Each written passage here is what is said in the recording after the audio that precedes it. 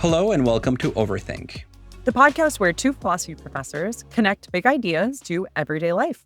In this case, one's concerning the four elements, because we are in the middle of our Four Elements series. I'm David Peña-Guzmán. And I'm Ellie Anderson.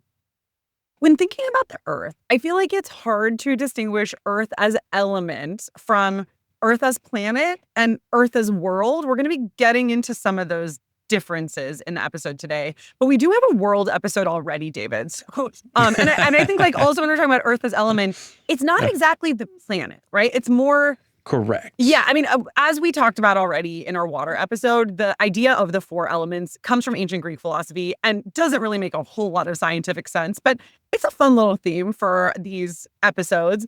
Interestingly, though, Earth is the only planet, if we're speaking planets for a hot second, in the solar system that etymologically derives from Old English or Germanic and not from Greco-Roman mythology. So the Old English word from which we get Earth, it's literally spelled in a way that I truly won't attempt to pronounce, including a letter I've never seen before. So it means ground, soil, dirt, dry land, or also country and district. And it can also mean the material world, the abode of man, as opposed to the heavens or the underworld. And I like this because it signals that even though the Earth as planet is not the way that we're going to be talking about Earth as element, our very term for our planet, namely Earth, comes from this idea of the Earth as element, as ground, soil, dry land. Yeah, and I mean, keeping with the etymology theme, it's connected to that which encircles us, which is why we have environment, often as a synonym for the earth, understood as the milieu in which we flourish. But it is also that which is below us. So it's around us, but it's also below us in the sense that it sustains us and nourishes us. And there, earth becomes not just environment, but soil. Yeah. And soil derives from the term solium in Latin, which means seat. And according to David Macaulay, the author of the book Elemental Philosophy that we mentioned in our water episode, it's also related to the term sedere, which means to sit. And so the earth is that which encircles us, which surrounds us, and upon which we sit in the sense of resting and dwelling. And whether the earth is a place where we sit or what we dig into, when we're thinking about soil, strictly speaking, what we're usually talking about when we talk about the element of earth is the earth's crust. So the planet Earth is made of a crust that is usually anywhere from a few miles to 40 miles thick. Coming in with some fun facts from geology today. Below the crust is a mantle, which goes until around 1,800 miles below the surface. Those of us who loved Journey to the Center of the Earth are excited. Yeah, just imagining what's below there. Although I really can't. It is truly beyond imagination. Below the mantle is the core. And the core goes all the way to the very center of the Earth, 4,000 miles deep. Oh my God, I remember those diagrams of the earth in my science class in Mexico in elementary school with the crust, the mantle, and then the deep burning core of the earth. And I think it's nice to contrast that straight up scientific geological model of the layers of the earth to the three layers of the earth that Macaulay says represent the psychological depths of earth as a planetary system. So these don't map exactly onto crust, mantle, and core, but they are the topsoil, first and foremost. So it is the uppermost part of the earth where things grow, especially things that we need for our survival, like animals, plants, so on and so forth.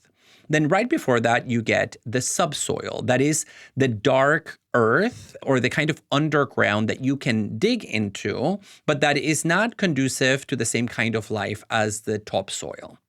And then finally, Macaulay says, you have this third dimension of the earth, again, psychological dimension, which is the chthon, C-H-T-H-O-N, chthon.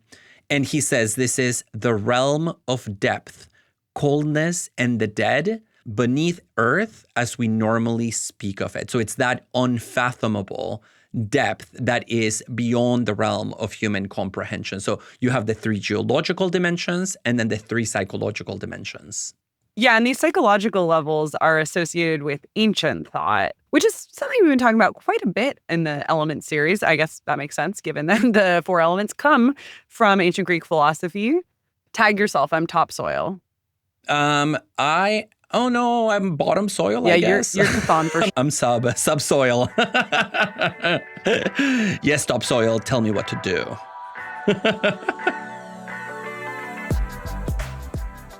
Today, we are talking about Earth. Why is Earth the element that is most associated with history and the past? What are some limitations of our ways of thinking about the Earth as a solid substance? And is the Earth an inanimate object or a living being?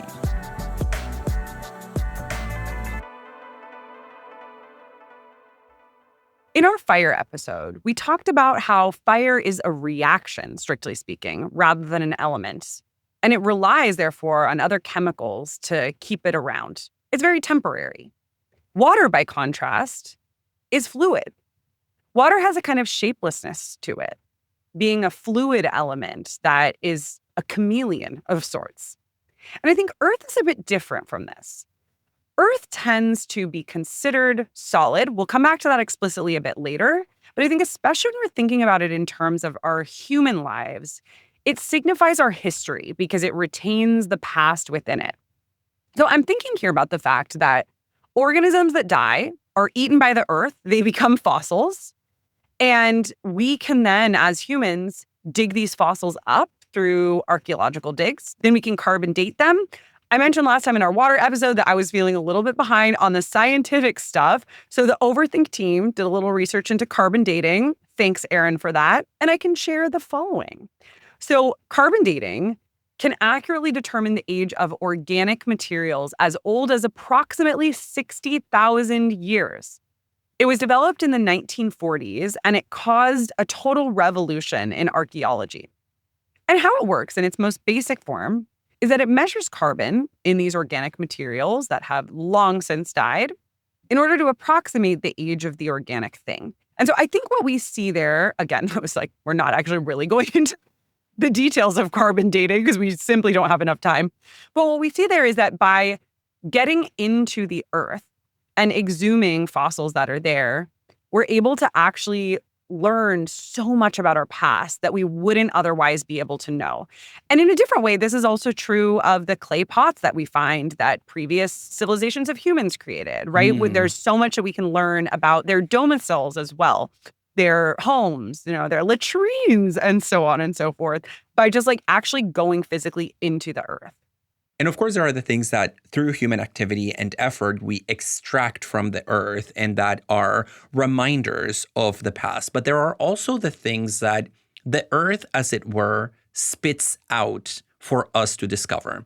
And this has to do with the fact that the earth is not a static structure. It's in a constant process of self-transformation, right? Like we know from geology that the top parts of the earth are constantly getting subsumed underground. And when they get to that hot core at the center of the earth, hello, Jules Verne, they melt and then it starts coming back up so that there is this cycle of sinking and emergence that defines geological processes.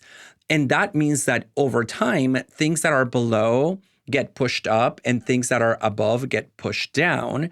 And I think this is one of the most fascinating things about the earth, that sometimes you see things on the surface that were below the surface in the past. I'm here thinking about Charles Darwin, whom I regularly teach in my history of science class here at San Francisco State. And when Darwin went on that very famous Beagle voyage around the world, he went down the Atlantic and down around the tip of South America until he landed very famously in the Galapagos Islands. When he embarked on that voyage, he did not believe in the evolution of species. He was still very much thinking in terms of the fixity of animals, them having these fixed species boundaries. And when they made a stop off of the western coast of Africa in Cape Verde, he started looking at the land and he realized that the land that he was looking at on a cliff was hyper-sedimented. He noticed that there are layers that are of different colors, of different shapes. And he noticed very high above the sea level a strata of sedimented soil where he found traces of animals that could only live at the bottom of the ocean. So he started seeing like seashell markings. And that's what led Darwin to recognize that the earth itself is in a constant process of change, where what is below gets spit up and vice versa. And it's actually that sense of the transformation of the earth that triggered him to thinking about the living world as also undergoing change and evolution, which ultimately led him to the theory of evolution by natural selection. But it all emerges from his observation of sedimented rock. Okay, sedimentary rock. Thanks for helping us out with the theory of evolution. Thanks for killing God with your atheistic naturalism.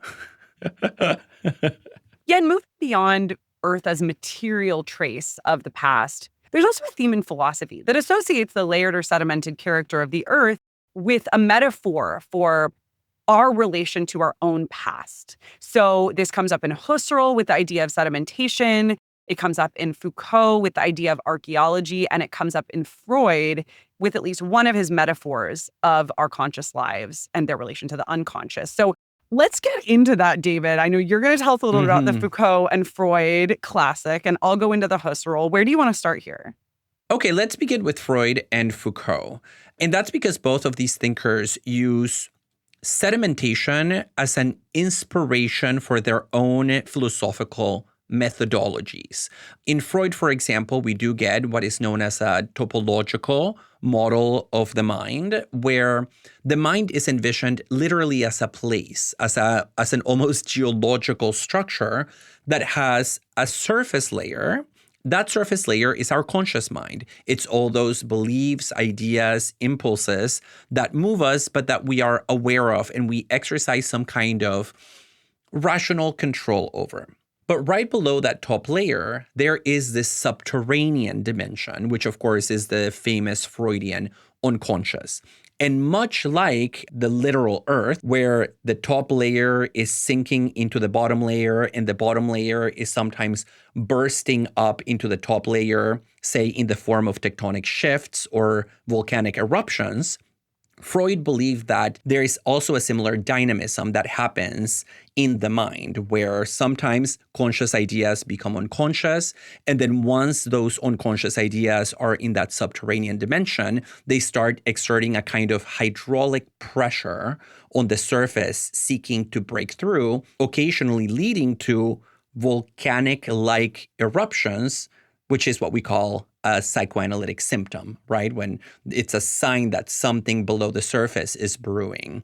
So with Freud, we really have what I would call a geological model of the mind.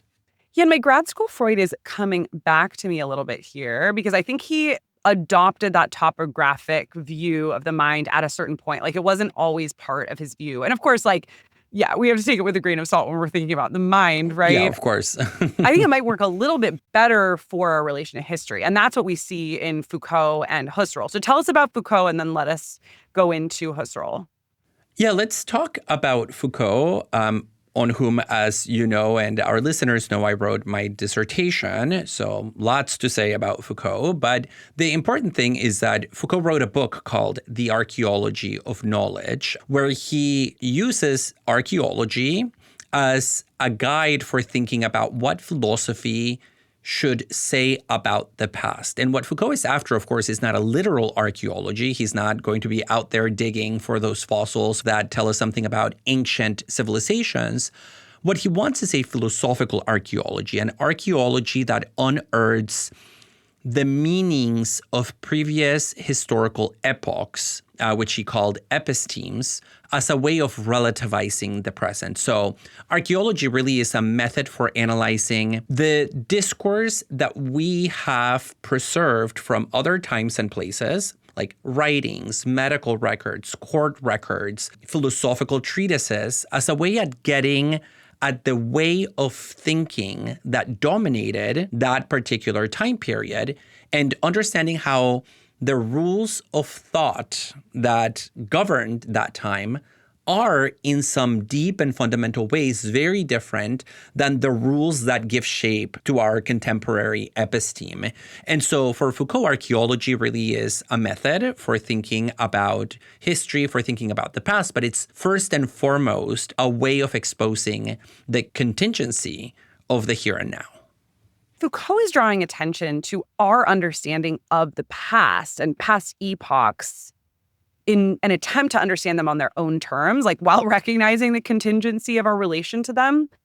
What we find in Husserl is this idea of sedimentation that is meant to help explain our relation in the present to our past, and specifically to the way that things that we don't realize have a history do. And actually, that's a phrase that comes from Foucault. So I must have been thinking Foucault. Yeah. He has that great line in Nietzsche Genealogy History where he says that which passes without having a history actually does have a history. And I think Husserl equally thinks, and it's likely that Foucault was actually in part inspired by Husserl on this point, that our ideas, our feelings, our thoughts, they don't just come out of nowhere. Our lived experience is shaped by who we are as historical beings.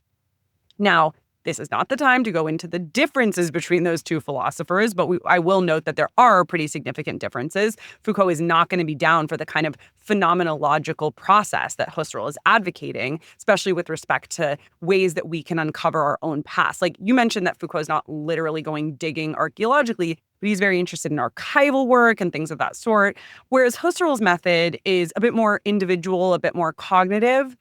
Nonetheless, Husserl, like Foucault, is insistent on the point that our feelings, thoughts, et cetera, don't come from nowhere. And so we actually have to study the past, including the history of philosophy, in order to understand why we think about things the way that we do. Like the tendency that we have to think about the mind and the body as split originates for Husserl in modern philosophy. And so going back to modern philosophy and seeing how people during that period articulated the difference between mind and body can help us understand the things that we take for granted today and ultimately question them. And one of the things that Husserl is after, and this is something that comes out in one of his late works called The Crisis of the European Sciences, is the importance not only of the history of philosophy, but the history of science. Because for Husserl, all of the ideas that govern human thinking, human life, human experience have an origin in lived experience. The problem is that there is this process of sedimentation where once we have an idea that is rooted in our everyday experience of the world, with time we start adding meanings, we start making associations, we start making new connections that trick us into forgetting that ultimately the origin of that idea was experience itself. And so even scientific ideas, like high-end ideas in the history of science, like ideas about geometry, ideas about physics, ideas about mathematics, he says, they don't come from some disembodied process of scientific discovery and investigation. At one point in time, a scientist had that idea because something in their lived experience revealed it. It's just that, again, there is that process of sedimentation that is a concealing and also a forgetting. And so much of what Husserl is after, especially in The Crisis, is to rediscover experience as the soil from which all ideas ultimately emerge.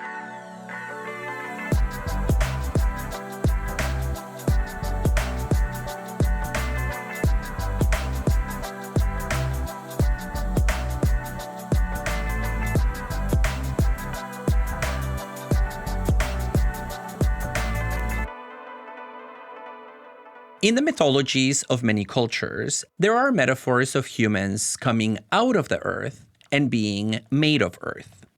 The example that comes to mind for me here is the book of Genesis and how Adam was made out of clay. Well, and Adam in Hebrew means red clay. I did not know that until I read about it in the Macaulay book. So he bears his earthly origins in his very name. Like his name is clay. Yeah, I learned that from the book too. And this is very similar also to the Prometheus creation myth that we alluded to in our fire episode, where in Greek mythology, Prometheus, the Titan, is given the task by Zeus to create humans in order to venerate the Olympians, who really want to be venerated by some created creature.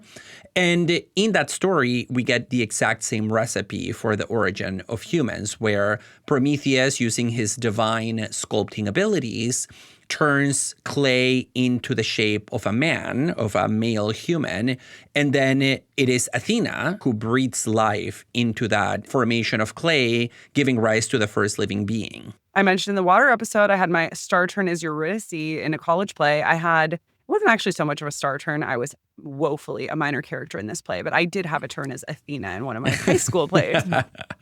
I don't have any roles that I can allude to. Well, you have your history of like reading poetry aloud as performance as a child, so I think you have a star history too. Fine. We have our star turns on Overthink. But, the question, philosophically speaking now, about these myths is, why is it that we think of Earth as having this connection to our humanity? And I want to suggest that there is a similarity between how we experience Earth and how we experience our own subjectivity and our own embodiment. So when you think about your lived experience, you moving through the world every day, occupying time and space, the point from which we experience the world appears to us as relatively solid, right? Our bodies are solid. Our own subjectivity is solid in the sense that it is real. And also in the sense that it's a principle of resistance to things that are not us. And so we move through the world as if we are made of Earth, as if we are this like little chunk of matter leaving a trace upon the world. And I think that this is why when we think about our origins, we think of ourselves now mythologically as having arisen from an element, the element that most mirrors that solidity, and that is Earth. Yeah, the homology of humans and Earth. This idea that we're made of the same substance, I think really comes to the fore here. And even though we've talked about in our previous Elements episodes so far, that people do talk about humans as being essentially fire or as being essentially water, I think it's hard to dispute that at least in our lived experience today, we seem to share, right? We feel that we share this quality of solidity with the Earth. And the philosopher Thomas Nail actually has a critique of this. He associates it with some of the biases of Western philosophy. He says that Western philosophical traditions tend to treat Earth as the stable object par excellence, as remaining relatively unchanged across time, and as the background of human thought and action. For instance, fire might be seen as an element of movement, but we tend to take the Earth as stable for granted. But Nail says this is a fallacy. We've actually never lived on a stable Earth. All of the elements, including the Earth, are based on movement. And our sense of the Earth as uniform only emerges in the 19th century with this idea of uniformitarianism, where we think of the Earth as static. Oh, I'm so happy that you're bringing in uniformitarianism, because I wanted to talk about it, but I didn't know if we would have a chance to do so. And, I mentioned Darwin and his strip and looking at the layers in the sedimented rock and then having this, let's say, tectonic shift in his understanding of nature. And that is the moment that he came to believe in uniformitarianism, because in the 19th century, there were two schools of thought for thinking about the Earth. On the one hand, you had what is known as catastrophism, which is the idea that, look, the Earth as planetary system is mostly static. It's that prejudicial view that Nail is alluding to. But occasionally, there are catastrophes. There are floods, there are volcano eruptions, so on and so forth. And that's what explains, for example, the mass extinction of animals that resulted in the discovery of fossils of animals that no longer exist. But catastrophism was really an attempt to safeguard the stability of the Earth and explain these large changes that we know must have happened in the past. And on the other hand, you had this other school of thought called uniformitarianism that was spearheaded by Lyell, who was a geologist at the time, who proposed that the Earth is a shifting system where things are in constant motion, and you cannot assume that it's just these punctuated events at random moments in history that account for everything that we observe in connection to geology. And the connection I want to make here to Darwin is that when Darwin is looking at that strata, he is at the same time reading a book called The Principles of Geology, whose author was Lyell. I read this book, The Sixth Extinction, a couple of years ago. I feel like I might have mentioned it in an episode. I think I did. Yeah, we talked about it in Extinction. Oh, yeah, that would make sense. Okay. I love that book, and I learned that there. And then thanks for reminding me of it. It's a really great moment in the history of science because it just highlights the importance of thinking about nature in terms of process rather than substance. Yeah, and I don't know how far down to take this. I mean, Nail definitely wants to go all the way down. He thinks that all elements are processes or flows, and he's really against the ontology of substance. I'm very open to the idea that we tend to think too much in terms of solid or stable objects and substances, and we need to kind of like processualize our thinking. But I think going back to what you said about our direct experience of Earth, it is fair to say that we experience it as more solid than water, air, or fire. Certainly, when we pick up soil, we can rub it in our hands. We can't do that for any of the other elements that we're discussing. But I like the way that this idea invites us to press on our conception of Earth as something we take for granted, as like a pure natural resource that we'll come back to later. And before we come back to that a little bit later, I want to mention something that might seem like a little bit random at first, but it comes to mind when we're thinking about the homology of humans and Earth, which is the fact that a lot of cultures, not all certainly, but a lot of cultures bury people in the Earth. And there's often a sense there that we're returning to the Earth from which we came. And the term humus, Humus, is a Latin name of Greek origin that means earth, ground, soil, but it shares the same Indo-European root as the word homo, as in Homo sapiens or human beings. So the etymology, it's telling us about the homology. We love our ologies here. The homology isn't arbitrary, but has this origin. Overthink is a self-supporting, independent podcast that relies on your generosity. By joining our Patreon, you can gain access to our online community, extended episodes, and monthly Zooms. If you'd prefer to make a one-time, tax-deductible donation, you can learn more at our website, overthinkpodcast.com. Your support helps cover key production costs and allows us to pay our student assistants a fair wage. In talking about the Earth as an element, we're already sort of stacking the deck because elements are non-organic. They are inanimate. But this doesn't go without saying, especially when it comes to the Earth. Soil percolates with life. Macaulay says in the Elemental Philosophy book that in 1 square foot of soil in the forest, you get as many as 70 species of mites, bugs, termites, earthworms, and nematodes. So there's like all of these living things. And those are things that like are mostly visible to the naked eye. You can think about even tinier beings.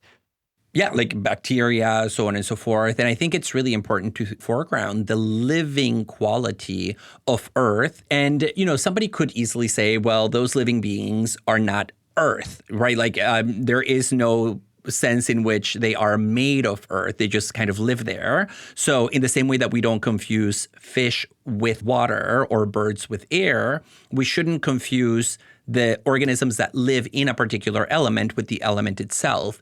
But Macaulay also points out that the connection between life and Earth is maybe more intimate, and that intimacy is embodied by the earthworm, because the earthworm literally eats Earth. That is its mode of life.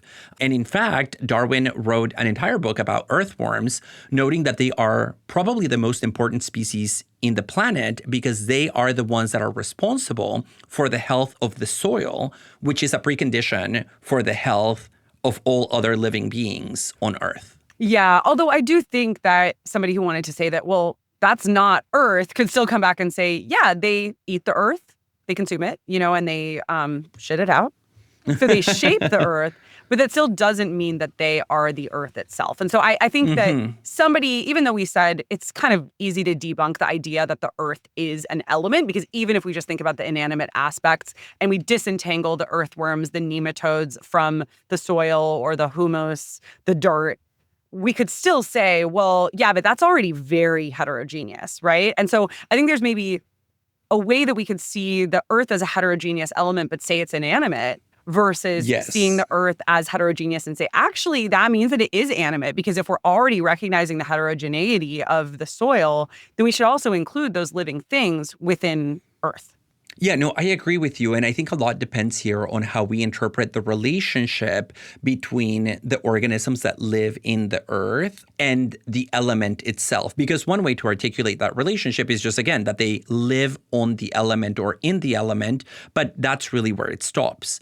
Another way of articulating it, which comes from the very famous Gaia hypothesis that was popularized in the 1970s, is that there is, in fact, a kind of symbiotic relationship between the organic and the inorganic realms, such that even if you can, in theory, separate organism from environment, that separation is already an artificial creation of the mind when, at the level of material causal codependence, they actually implicate one another in a very fundamental way. Mother Earth, baby. Yeah, exactly. And the Gaia hypothesis, just to add a little bit of detail here, was articulated in the early 1970s by a chemist by the name of James Lovelock. And a couple of years later, it was developed further by the microbiologist Lynn Margulis, who is most famous for her work on symbiosis, the idea that life works not by pure competition, as Darwin thought, but that it really is a lot of collaboration and symbiosis. That is the term for what she's talking about. And the basic idea behind the Gaia hypothesis is that living organisms, like those critters that live in the earth, interact with inorganic matter in ways that give rise to a macro body that is irreducible to its separate components. So there really is a logic of emergence.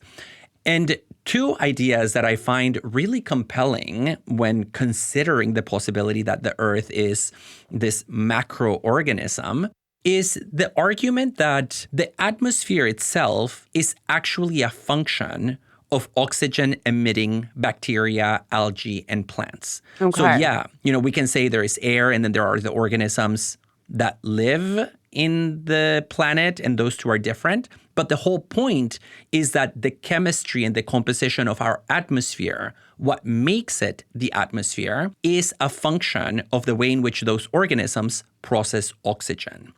Similarly, microbial communities keep the salinity of the oceans within the bounds that are necessary in order for the oceans to be welcoming to animal life. And so at bottom, the organic and the inorganic realm are in constant interaction, and you cannot draw a neat line between them. So would you say then that this hypothesis is leading to the idea that because we can't draw that neat line, everything is living? Or like the earth is living, right? Because that seems to be the ultimate claim. That's how you started it, right? Yeah, or that the earth behaves as a living organism, which I guess is kind of the same claim, maybe a little bit more nuanced to avoid any straight up animism. Yeah. But yeah, if you take out one of the components, the system as a whole will break down. Yeah, because this comes up also in the Nail book. And Nail, in addition to rejecting the idea that the earth is just like an inanimate, solid substance, he also rejects this view. He thinks that the Gaia view of earth is biocentric. It involves us thinking of the earth as a living and agential subject like ourselves, right? And so, I mean, we might even say it's anthropomorphic, but the idea for him is that it's a biocentric image of the earth because it takes inorganic matter to be like organic matter. But the historical situation, he says, is precisely the opposite. The earth is mostly not alive. The earth is part of much larger, non-living cosmic cycles and patterns that are not fully captured with the idea of the planet as an organic individual. Oh, I think that's a really fair criticism.